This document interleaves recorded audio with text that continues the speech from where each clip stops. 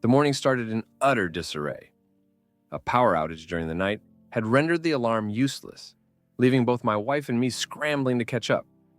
While her rush was more urgent, she had to leave much earlier than I did for work. I still found myself feeling the pressure, despite my relatively relaxed schedule. My job didn't start until 9 a.m., and with only a brief 15-minute commute, I could afford some delay. Ashley, however, dashed out the door in such a hurry that she abandoned her usual routine, even forgetting to turn off her computer. As I went to shut it down, something caught my attention.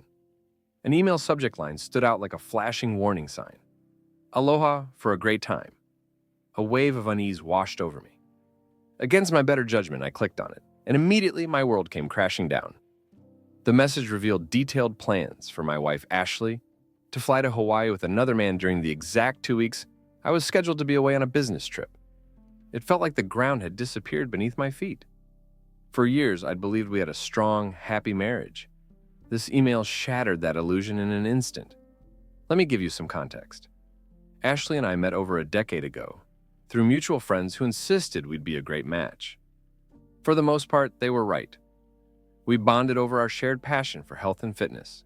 Ashley as a yoga instructor and personal trainer, and me as a marketing professional striving to climb the corporate ladder.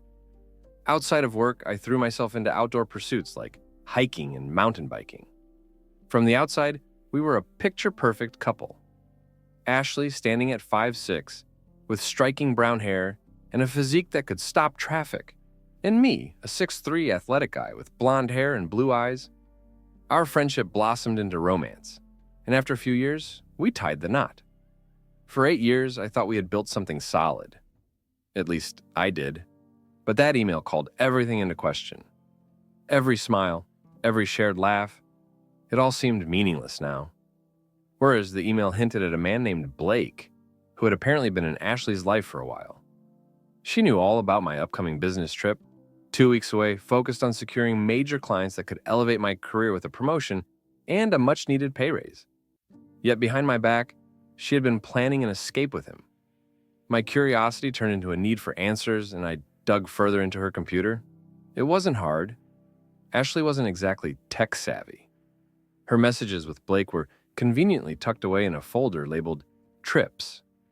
What I found was devastating. Their affair had been going on for 6 months. 6 months of deceit.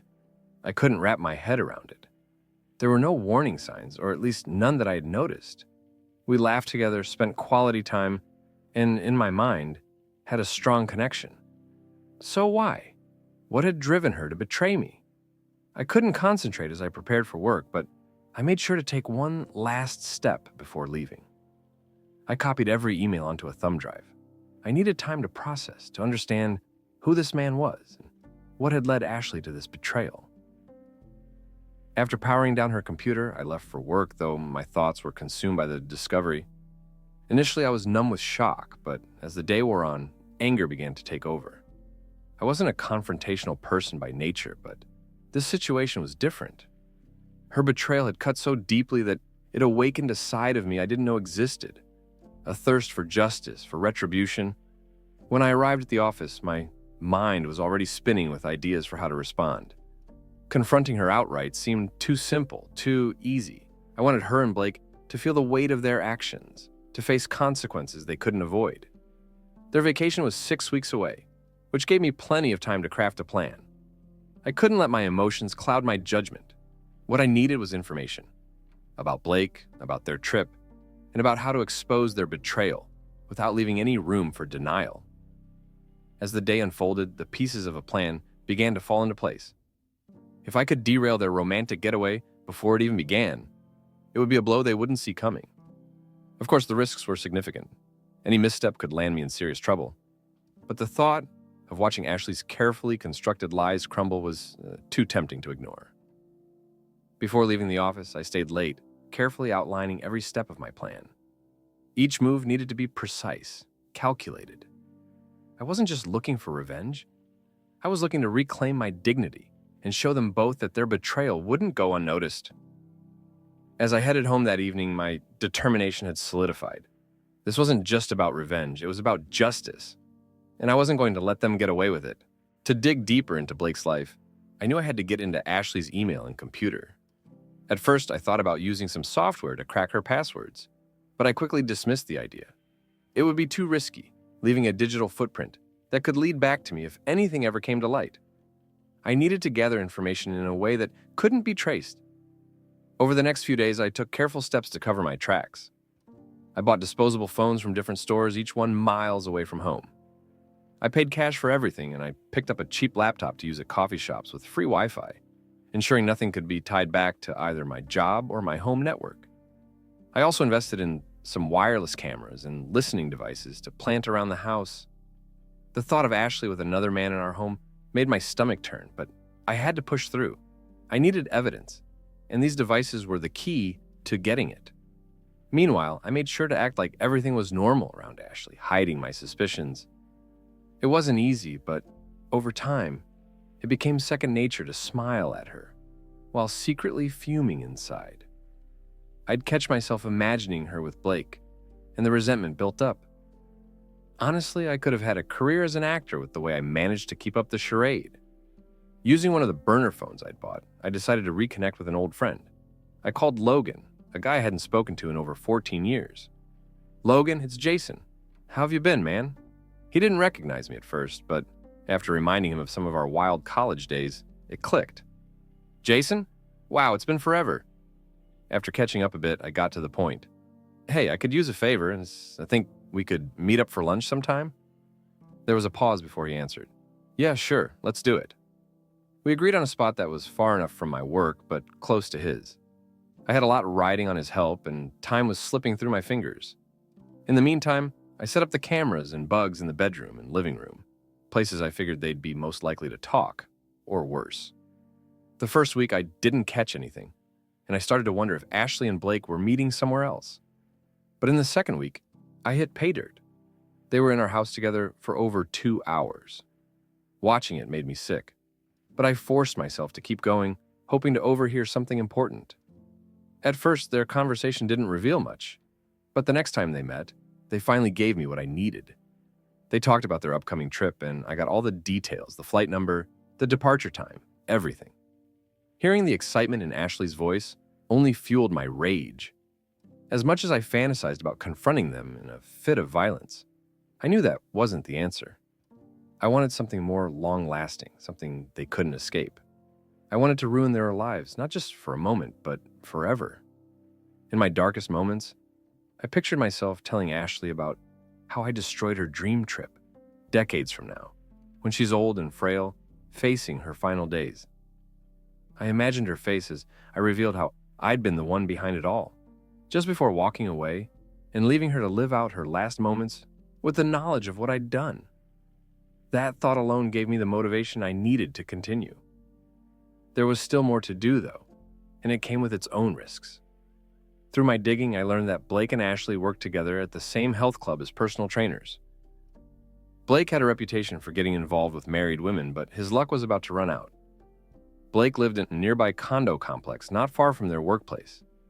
One day, I took the day off from work, pretending I needed to handle personal matters before my business trip. Armed with a digital camera and a zoom lens, I parked near his condo and waited. The place was nothing special, just a small 2-bedroom unit in a quiet area. Luckily for me, his neighbors weren't around during the day, and there weren't any security cameras. It was the perfect setup for what I had in mind. Later that week, I met Logan at a secluded restaurant far from prying eyes. Spotting him walking in, I waved him over to the table and in the back. "Long time no see, man," he said as he approached, looking a little worse for wear since the last time I'd seen him. Time had not been kind to him. After some small talk, I got straight to the point. I needed his help, and I was willing to pay for it. "Logan, I need a favor. Do you think you could help me get some things for an event I'm planning?" I handed him a list. He looked it over, his eyebrows raising as he realized what I was asking for. But instead of being shocked, he smirked. "Sounds like one hell of a party. Any chance I can get an invite?" I nodded, relieved he was willing to go along with it. "Of course. Just get me what I need and I'll make sure you're there." Logan asked for some cash up front, and I handed him an envelope with several $1,000s. His eyes widened. "This will do," he said, tucking the envelope into his jacket. "I'll meet you next week with everything. Don't worry, I'll be in touch." With only 2 weeks left before Ashley and Blake's trip, the clock was ticking. Logan came through with everything I had asked for, and the next challenge was planting it all without getting caught. 3 days before my trip, I came home early and found Ashley's suitcase already packed for her romantic getaway. I carefully placed a few surprises inside, hiding them well enough that she wouldn't notice, even when unpacking. She wasn't the one I wanted to discover them, after all. Next on the list was breaking into Blake's condo. I knew his work schedule, but I had zero experience with lockpicking. Still, I wasn't about to let that stop me. I had bought a lockpick set and practiced on locks around the house, learning enough to feel confident. It was risky, but I was ready to see my plan through to the end. It was early afternoon when I informed my boss that I needed an extended lunch break. By the time I arrived at Blake's condo, I was ready. Lockpick in hand, I hesitated for only a moment before getting to work. To my surprise, the lock clicked open in just over a minute, and I slipped inside with deliberate urgency. Every second mattered. I had to be quick and leave no evidence of my visit. Wearing latex gloves, I headed straight to his bedroom, where his suitcase sat neatly packed for their trip. As I had done with Ashley's bag, I carefully planted a few surprises designed to derail their plans. Once finished in the bedroom, I moved to the kitchen, where a can of coffee sat on the counter. An idea struck me. Emptying the coffee into a bowl, I mixed in a few packets of powder I had brought with me before returning it to the can. It looked untouched by the time I was done. Satisfied that I had left no trace, I slipped out of the condo, locking the door behind me, and headed home to prepare for the final steps. 2 days before my trip, I contacted a trusted acquaintance, Liam, who had connections at the TSA. Carefully omitting Ashley's name, I handed over Blake's flight details. "Liam, this is sensitive. No one can know this came from me," I said, handing him the information. He assured me that his cousin would discreetly pass the details along, and that was enough for me. Before tying up loose ends, I removed the cameras and bugs from my house and disposed of them securely, ensuring there was no link back to me. I also left a few gifts in Ashley's car to create further chaos when the time came. The evening before I was scheduled to leave, I decided to have a little fun. When I got home, I deliberately slumped onto the couch, wearing a somber expression. Ashley noticed immediately. "What's wrong? Did something happen at work?" she asked, her concern sounding genuine. I sighed dramatically. "Yeah, the clients canceled our meetings. The whole trip's off. Looks like I'll be staying here." My tone was frustrated, but I kept a close watch on her reaction. Panic flashed across her face as she scrambled for a solution. "Are you sure there's no way to salvage it? Maybe they could send you anyway. You've worked so hard on this project," she said, trying to sound encouraging. Her desperation to get me out of town was almost amusing. I couldn't resist twisting the knife a little. "Just kidding. The trip's still on," I said, watching relief flood her expression. "You really had me there for a moment," she said with a nervous laugh. "Are you all packed?" "Almost. Just a couple of things to toss in my bag," I replied. "What about you? Got any plans while I'm gone? Maybe a girls' night?" Her smile didn't falter. "Nope, just waiting for you to come back." Her response almost made me laugh, knowing what she was really planning. The next morning, Ashley drove me to the airport. Before getting out of the car, I kissed her deeply, knowing it would be the last time. There was an odd finality to it, but I kept my emotions in check. I boarded the plane with my colleagues, and the flight passed uneventfully. Once we landed and checked into the hotel, I called home from the room phone, leaving a carefully crafted message. "Hey, I messed up. I left my phone in the cab, so I won't be reachable until I get a replacement. If you need me, just leave a message at the front desk and I'll get back to you," I said, my tone casual. Of course, I hadn't lost my phone. I just wanted an excuse to avoid her calls. The next day, I kept my phone off during meetings, ensuring no distractions. That evening, when I returned to my room, I checked the phone for messages. There was nothing from Ashley. I wondered if her calls had already been intercepted by airport security, but I let it go for now. The meetings wrapped up ahead of schedule, exceeding expectations. Back at the hotel, I found several messages waiting for me. One from Ashley, another from her father, and the last from a DEA agent. I listened to them in sequence, a smirk forming as I pieced it all together. Turning on my phone, I found more messages. Ashley's trembling voice begged me for help, while her father frantically explained that she had been arrested and needed me to come home. The DEA agent's message was more formal, detailing the charges she was now facing.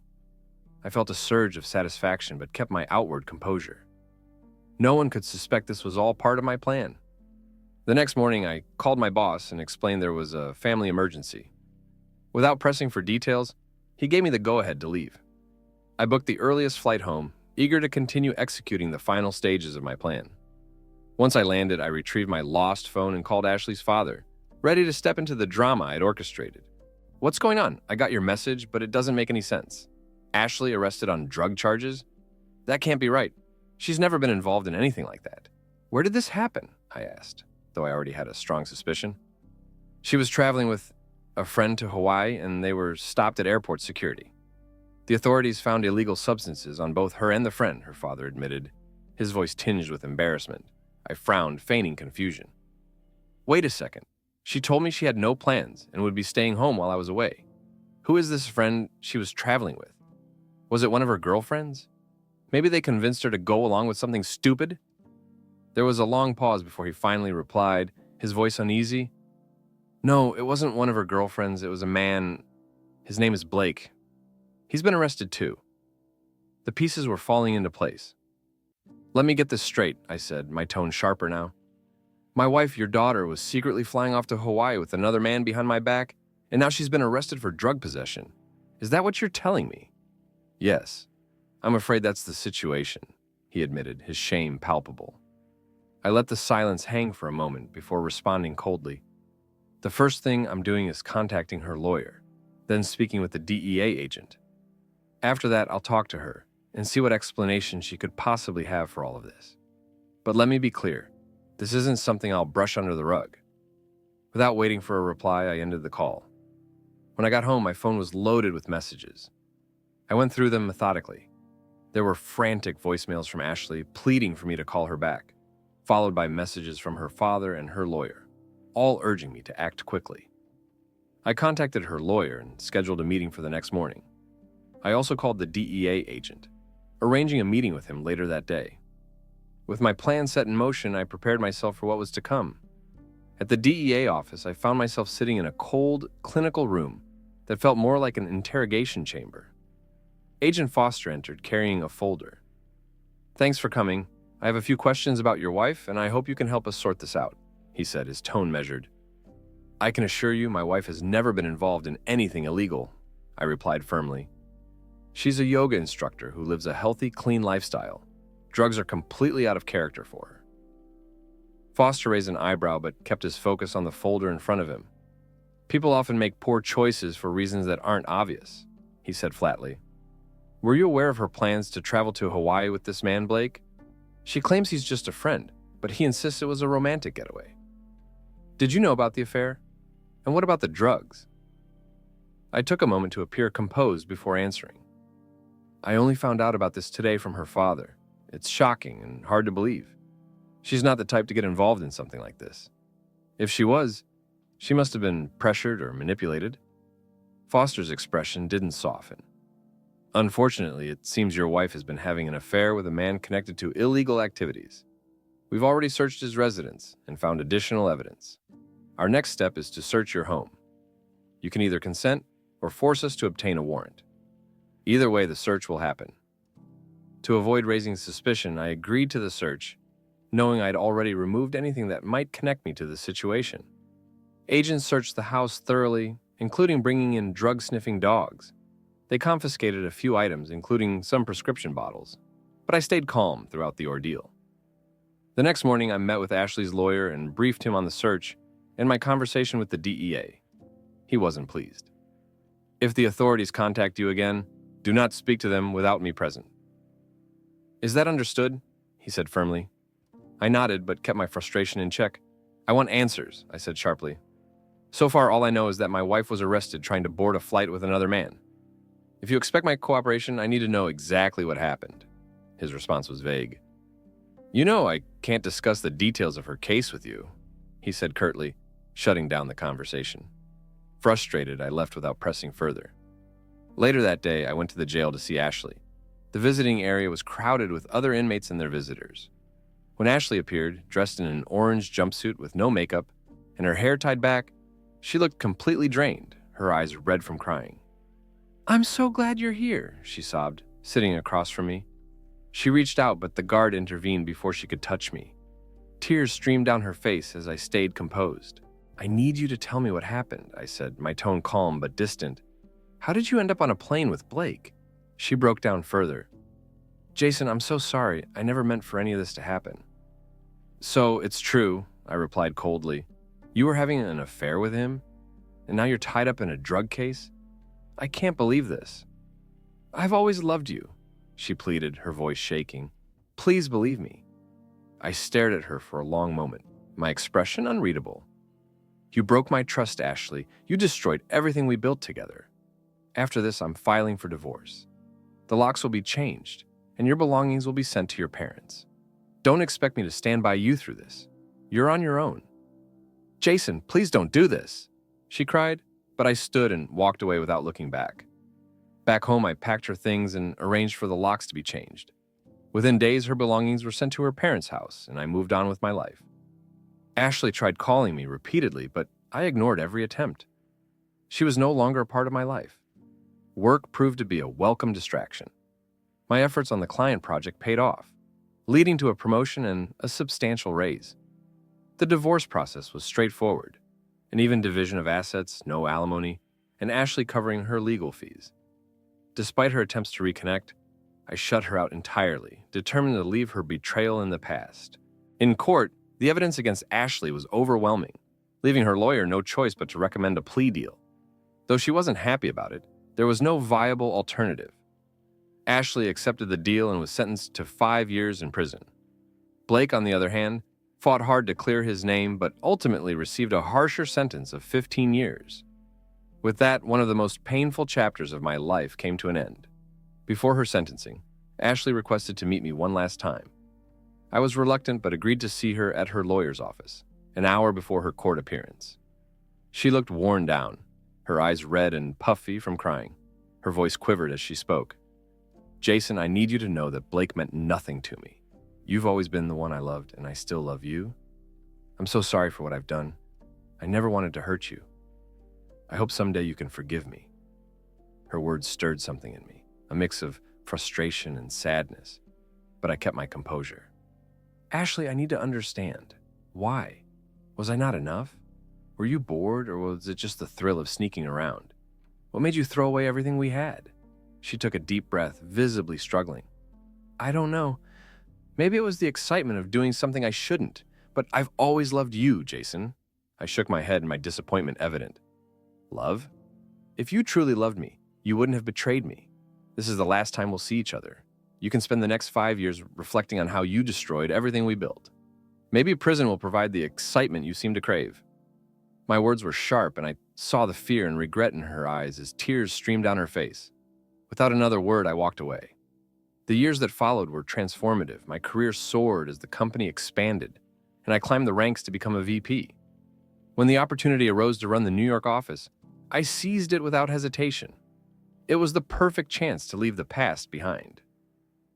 I sold the house, packed my belongings, and moved to Manhattan, where I embraced a fresh start in a sleek, modern apartment. Over time, Ashley attempted to contact me. She sent letters, but I returned them unopened. I had no interest in revisiting that part of my life. 7 years passed, and I found contentment in my new routine. I remained single, casually dating, but never feeling the need to settle down. One afternoon, my assistant Melissa called from the lobby. "There's a woman named Ashley here to see you," she said. The name sent a chill down my spine. After all these years, why now? I told Melissa to send her up, quietly signaling security to be ready in case I needed their help. I also slipped Melissa a note to call me a few minutes into the meeting, giving me an out if necessary. Ashley walked into my office, and the years had clearly taken a toll. Her once vibrant energy was gone, replaced by exhaustion. Though she was dressed neatly, her clothes seemed outdated, and her face bore the lines of time and hardship. I regarded her coolly, without a trace of emotion. "What do you want, Ashley?" I asked, my voice cold and distant. She hesitated, her voice unsteady. "Jason, I need to explain. I didn't know about the drugs. Blake must have planted them without telling me. I swear I wasn't involved."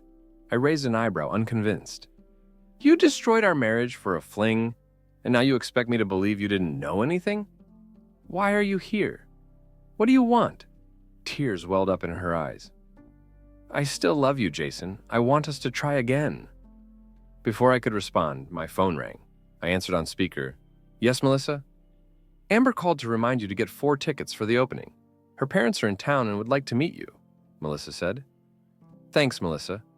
Tell Amber I'll handle the tickets and send her mother some flowers. I replied before turning back to Ashley. Now, you were saying? Ashley's face crumpled. Who's Amber? She asked, her voice trembling. She's someone I'm seeing, I said casually. But that's not why you're here, is it? Her tears spilled over. I thought we might have another chance. I shook my head firmly. Ashley, whatever we had ended the day you betrayed me. I don't have feelings for you anymore. It's over. Please leave and don't come back. But I didn't know about the drugs. Blake must have... She started, but I cut her off, slamming my hand on the desk. Enough with the excuses, Ashley. You cheated, you lied. And now, years later, you're still trying to rewrite the past. I don't believe you, and I don't want to hear anymore. Security will escort you out. Tears streamed down her face as she nodded silently and rose to leave. I walked her to the door, where security waited. As soon as she was gone, I felt an overwhelming sense of closure. It was as though a weight I didn't realize I was carrying had finally been lifted.